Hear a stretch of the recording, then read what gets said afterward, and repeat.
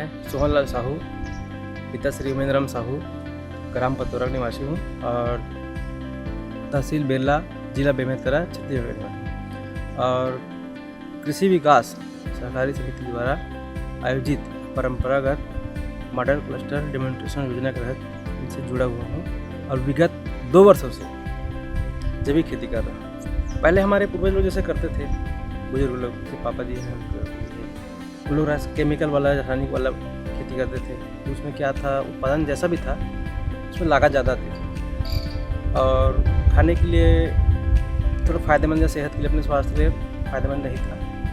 तो देशी समिति से जुड़ा हूँ मैं और उनके बारे में बताया गया मेरे को कि आपके यहाँ पशुधन है, उससे आप जैविक खाद बना सकते हैं।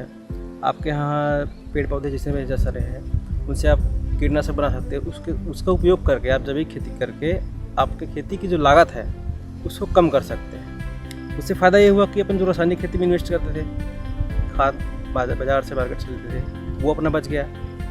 घर में अपना सारा चीज़ उपलब्ध है। जैसे गाय है तो गाय से मिलता है गोबर, दूध, दही और सबसे अच्छा उपयोग लायक है उनका गौमूत्र। वो सबसे बड़ा कीटनाशक काम करता है और आपका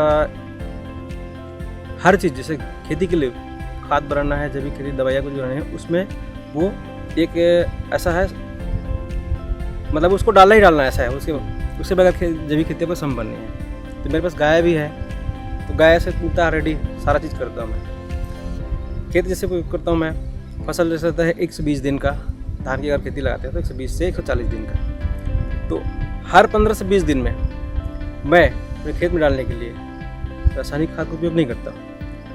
10 लीटर गौमूत्र, 10 किलो गोबर, 2 किलो गुड़ और 2 किलो बेसन और किसी पेड़ मतलब जो जहाँ पे पक्षी ज़्यादा बैठते हो, जैसे बरगद का पेड़ है, पीपल का पेड़ है, जहाँ पे केमिकल का उपयोग नहीं समान होता है, मतलब होता ही नहीं वहाँ पे, उनका जो डस्टर रहता है उससे उसमें जीवाणु बहुत रहता है। तो वहाँ की आधा मतलब 250 ग्राम मिट्टी उठा लेते हैं जिसमें जीवाणु जीवित बदलते हैं, उसको ले जाके और 200 लीटर ड्रम में 160 लीटर पानी डाल के 15 किलो गोबर, 15 लीटर या उससे भी कम 10 से 15 बीच में किलो गोबर और उतना ही गौमूत्र, सारी चीज़ को मिला के उस ड्रम में इकट्ठा करते हैं। बेसन डाल दिए घोल के और उसमें मिला दे मिट्टी, है ना, गुड़ भी डाल दिए।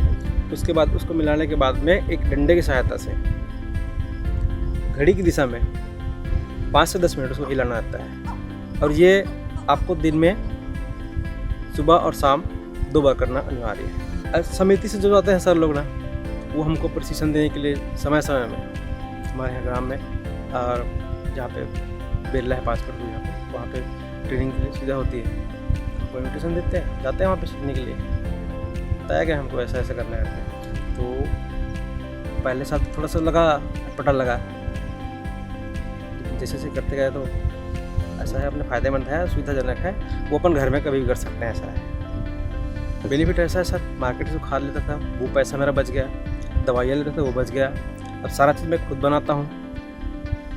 खाद के लिए जीवामृत बनाया, तरल जीवामृत, ठोस जीवामृत बनाया घन जीवामृत के रूप में, और एक है गौ कृपामृत, उसका अपना कल्चर तो लोग प्रोडक्ट कराया, मतलब अवेलेबल कराया।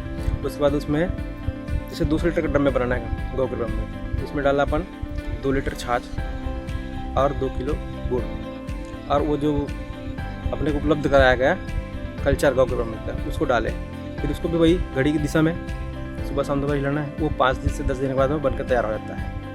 वो कीटनाशक भी काम करता है खेत में और एक ग्रेनुअल का, मतलब उनको पौधों के फुटाव के लिए 3 साल के बाद में, जैसे हमारा कंप्लीट हो जाएगा, जब भी खेती करते हैं 3 साल का, तो 3 साल के बाद में वहाँ से स्पेशल टीम आएंगे चेक करने के लिए, हमारा प्रोडक्ट भी चेक करेंगे और खेत में जो खेत की जो मिट्टी है वहाँ पे चेकिंग करेंगे।